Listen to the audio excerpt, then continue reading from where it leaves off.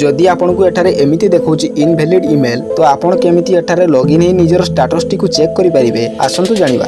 सेथिपई आपण सुभद्रा योजनार official website बा होम पेज को आसंतु। तापरे जदि आपनकर सीएससी आईडी थाए ताले सीएससी ऊपर क्लिक करंतु अथवा जदि आपनकर मो सेवा केंद्र थाए ताले एमएसके ऊपर क्लिक करंतु। जेहेतु मो पाखरे सीएससी आईडी अछि तो मु सीएससी ऊपर क्लिक करूची। तापरे आपण एठारे निजर सीएससी यूजर नेम टी को देई देबे और तले पासवर्ड टी को देई देबे। पासवर्ड टी को देई सारला परे तले लॉगिन ऊपर क्लिक करंतु।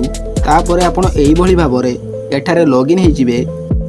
एठारे लॉगिन हेबा परे आपण निज ब्राउजर रे एक नुवा पेज ओपन करंतु एवं आपनको सर्च बॉक्स रे एक यूआरएल टाइप करंतु।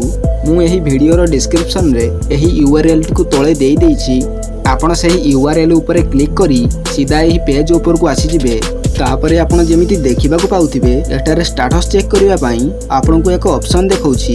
एठारे आपनको फाइंड एप्लिकेंट स्टेटस रो ऑप्शन टी मिल जिवो। तो एठी एप्लिकेशन नंबर जगह रे जेउ लोकंकर अप्लाई करा जायछि ओ तांकर एप्लिकेशन स्टेटस टी को आपण चेक करिया पई चाहुचंती तांकर सही एप्लिकेशन नंबर टी को आपण एठारे देई दियंतु एवं सर्च रे क्लिक कर दियंतु। एवं सर्च ऊपर क्लिक कला परे एठारे आपण जेमिति देखिबा को पाउथिबे एठारे एप्लिकेंट को सब डिटेल्स दिया जायछि एवं ताहारी तळे आपण देखि परिबे एठारे आपनको स्टेटस टी शो करथिबो एवं पेमेंट स्टेटस रे आपण देखिबा को पाउथिबे आकर payment T successfully bank of India को पठे दिया जायछि। जदि आपनकर एठारे पेंडिंग देखौछि ताहाले आपनको चिंता करिवा पई पड़िबो नाही कारण खूब शीघ्र यह अप्रूव हे जिवो। यदि वीडियो रो किछि सिखिया पई मिलथाय ताले वीडियो को एक लाइक करी निज सांग मानक सह शेयर करंतु। रहुछि देखा हबो आउ गोटे वीडियो रे।